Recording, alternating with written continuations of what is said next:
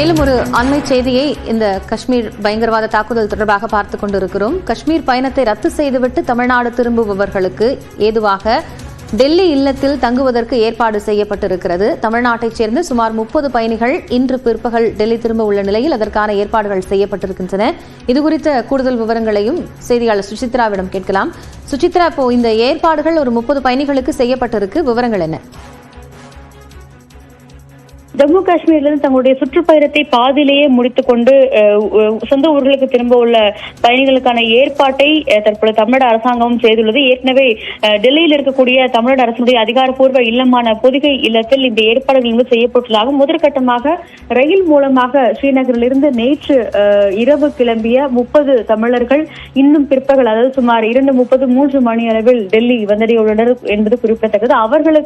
அவர்கள் சொந்த ஊர்களுக்கு திரும்பி செல்லும் வகையில் அதுவரையிலான அந்த ஒரு ஏற்பாட்டை தமிழக அரசாங்கம் செய்துள்ளது மிக முக்கியமாக பார்க்கப்படுகிறது. அவர்கள் டெல்லியில் வந்து அவர்களுக்கான அந்த ஏற்பாட்டு உணவு மற்றும் தங்குமிடம் உள்ளிட்ட வசதிகளையும் தமிழக அரசாங்கம் சார்பாக இங்கு டெல்லியில் இருக்கக்கூடிய பொதிகை இல்லத்தில் அவர்கள் ஏற்பாடு செய்துள்ளார்கள். அதன் பிறகு இங்கிருந்து விமானம் அல்லது ரயில்கள் மூலமாக தமிழ்நாட்டிற்கு இந்த 30 பேரும் அனுப்பி வைக்கப்படுவார்கள் என்ற ஒரு தகவலையும் தமிழக அரசாங்கமானது தெரிவித்துள்ளது. இவை மட்டுமல்லாமல் ஏற்கனவே இன்னும் ஸ்ரீநகரில் சிக்கியிருக்கக்கூடிய தமிழர்கள் மற்றும் பஹல்காம் துப்பாக்கி சூட்டில் பாதிக்கப்பட்ட காயமடைந்தவர்கள் அவர்களுக்கு உதவி செய்யும் வகையில் IAS அதிகாரி ரசூல் ஏற்கனவே ஸ்ரீநகருக்கு கிளம்பியிருக்கும் நிலையில் அவர் நேரடியாகவே அங்கு சென்று அந்த மக்களுக்கு தேவையான உதவிகளையும் அவர் செய்வார் என்ற ஒரு தகவலையும் தமிழ்நாடு அரசாங்கமானது தெரிவித்துள்ளது.